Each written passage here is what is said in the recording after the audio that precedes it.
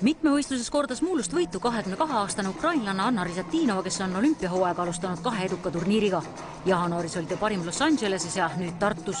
Rio olümpia üks medalisoosikutest näitas teisel päeval, et temagi on inimene ja uute kavade sooritamisel lipsas vigu sisse, kuid tervikuna oli mitmekordne tiitlivõistluste medalivõitja omaette klassist ja kogus 4 kavaga 71,90 punkti.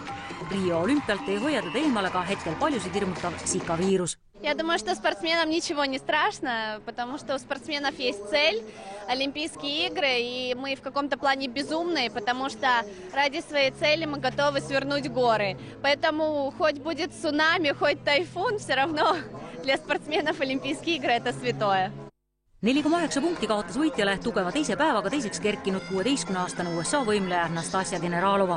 Ameeriklannadel on 1 olümpiakoht ja Riosse sõitja selgub juunis USA meistrivõistlustel. I can also compete to this place. It's still not decided, but there are different hopes. So technically everybody is in game for it in the national team of USA, so I can still try. Eesti publiku rõõmuks saavutas tugevas konkurentsis 3. koha 18-aastane Karmel Kallemaa, kes kerkis poodiumile avapäevärgselt 8. kohalt, sest sooritas hea emotsiooni ja tehnikaga laitmatult nii kurika kui lindiharjutuse ja teenis kokku 66,35 punkti. Tänaste kavadega ma olen päris rahul, et ma suutsin säilitada seda emotsiooni ja jalg ei värisenud enam nii nagu eile ja ma jäin rahule täna. Kurikad maha pillanud, kuid soliidse lindikava teinud Eesti meister Viktoria Bogdanova langes avapäevärgselt 4. kohalt 8. 9. oli Jaanika Vartlan ja 12. Olga Bogdanova.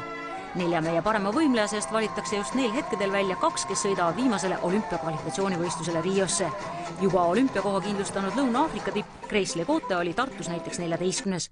My competition was quite good. I enjoyed competing here in Estonia, especially it's my first time in Miss Valentine's, so I think it's a very nice experience for me. Kui iluvõimlejatel on homme kavas üksikalade finaalid, siis mitte olümpiaalal ehk vahenditeta esitatavas rühmvõimlemises selguvad Euroopa meistrid. Meistriklassis Tartu rütmikal Soome ja Venemaa rühmade vastu medalivõimalusi ei paista, aga juunioridest on enne finaali pronksis kinni Jaanika rühm Diamonds. Hästi enesekindel katse oli ja me andsime endast kõik ja hästi enesekindlalt läksime peale, et kodupublik oli väga toetav ka. Kui maailmameistrivõistlused toimuvad rühmvõimlemises juba 2000. aastast alates, siis Euroopa meistrid selguvad esmakordselt.